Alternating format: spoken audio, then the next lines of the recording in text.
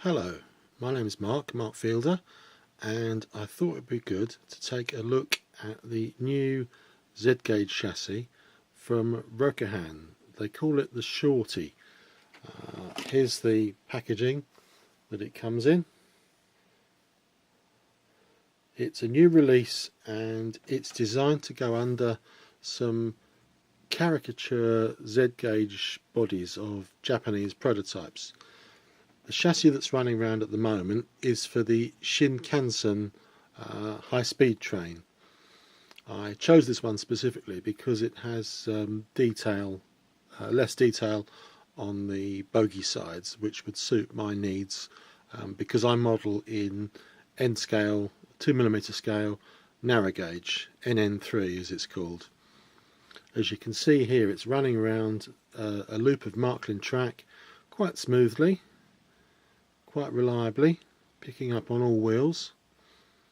It's pretty controllable. I'm using the Rokuhan controller running on battery mode. It has responded well to other types of controllers. I wouldn't advise using a very old feedback controller on it, because it looks like the chassis has a coreless motor in it, but most modern controllers should be able to control this chassis very nicely indeed. The one issue that we have, and it's common to a lot of ready-to-run chassis, is that the top speed is ludicrously high. Here we're turning up, and this is about quarter throttle, half throttle. I'm not going to turn it up to full speed because it would just be a blur running past the camera. But once we bring the speed down and use the throttle fairly sensitively, you've got quite a good performance low down. At this speed, I'm only using up to the first marking on the Rokuhan throttle. I would say it's about an eighth of the available throttle sweep. But as you can see, we can slow it right down, and it runs pretty effectively. Try it in the reverse direction. Nice quiet runner. So a very pleasing chassis. Let's take a closer look now and see how it's put together. As you can see, this is the motor. Let's move it away from the camera and get it a little bit more in focus. Okay, so you can see there's a can motor of some sort just here. It looks like it's 7mm diameter, 16mm long. Now, these motors have become quite common in British N-gauge. Graham Farish, amongst others, use them in some of their locos, and they have a reputation for running pretty smoothly. It may well be a coreless motor, or it could be a regular can motor. I'm not about to take this apart to find out, because that's pretty irreversible. The motor looks to clip in. The main body of the chassis is a grey polypropylene type moulding. Could be an engineering plastic like acetal or Delrin. It's very clean mouldings. You've got a small weight over the driven bogie.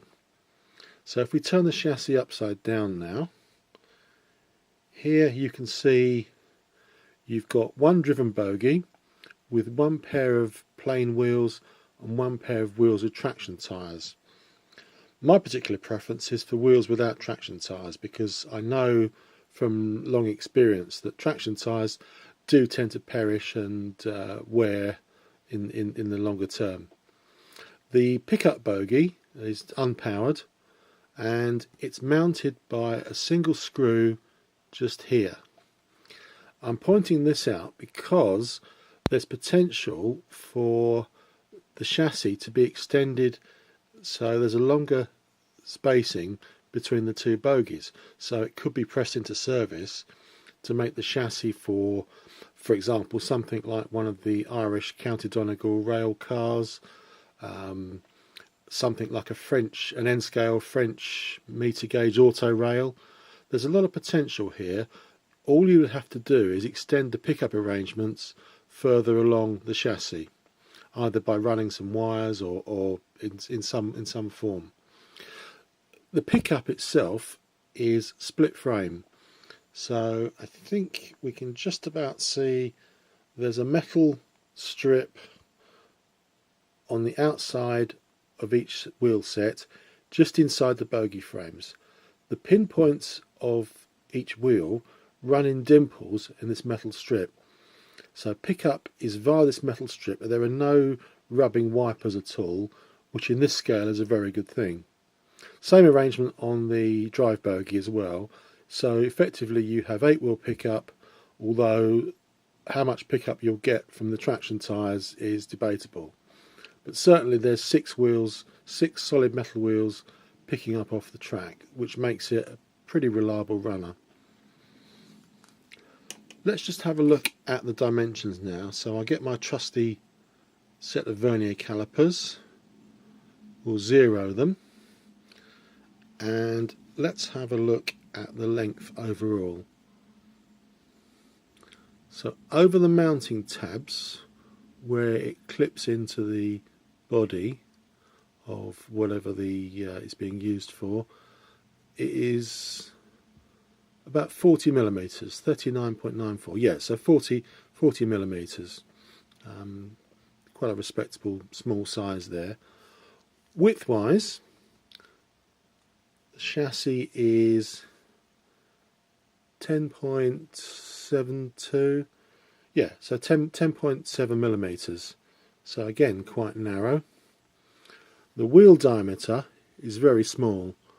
I think we're looking at something like, if we can just get the calipers in there, 3.92. Yeah, so nominal 4 millimeter wheel diameter. So pretty compact. If we compare it with the chassis from a Marklin steam loco, you can see, if we put the two side by side on the track,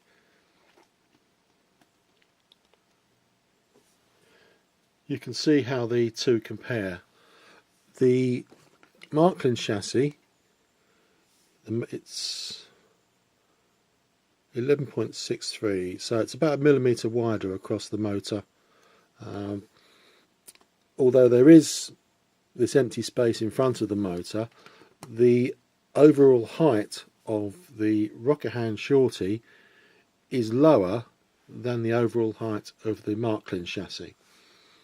If we take a piece of, so you can see there's quite a big difference there.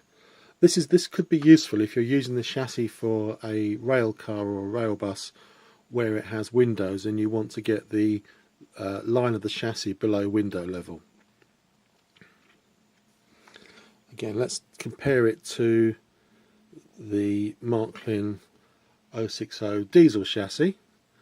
Again, it's a very similar, similar chassis to the steam loco. The motor itself on this one is actually a little bit wider. This is the earlier 3-pole motor.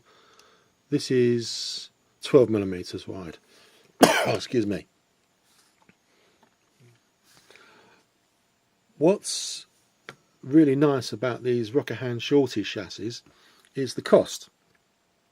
The chassis costs something in the region of $13, 13 US dollars, 10 UK pounds retail in Japan. By the time they'd arrived with me here in the UK, I bought 3 chassis and that cost me £48. So that each chassis worked out about just around 16, just slightly over £16, which I still think is a good bargain, even though it's a considerable increase on the Japanese retail price. If you were to go looking for a Marklin chassis these days, you could be spending quite a lot more than £16, even to buy a second-hand loco off of eBay. And of course, getting a second-hand loco is a bit of a gamble. So, a brand new, fresh off the shelf, unused, reliable drive unit for Z gauge or N scale narrow gauge for £16 I think is a pretty good deal. Again, we've got it running around here, very smooth, very quiet. What else can we have a look at? Oh yes, the couplings. The couplings are interesting. They're like a miniature version of the Arnold N-scale coupler. They're a little bit neater than the equivalent Z-scale coupling. Unfortunately, the two aren't compatible, which is a shame, but that's the way things are, unfortunately. The couplings on the Rokuhan chassis, they just pull out, they clip in, and you can pull them out. What you could do, you could actually invert them, put them back in the other way around, and you may stand a chance of getting them to mate up with a trimmed Marklin coupler. So there's just a possibility there that that's something you could do to get a bit of compatibility between Marklin Z and Rokuhan Z. So there we have it. A very useful little 8-wheel bogie chassis for Z-scale. Something that we've been waiting for quite a long time.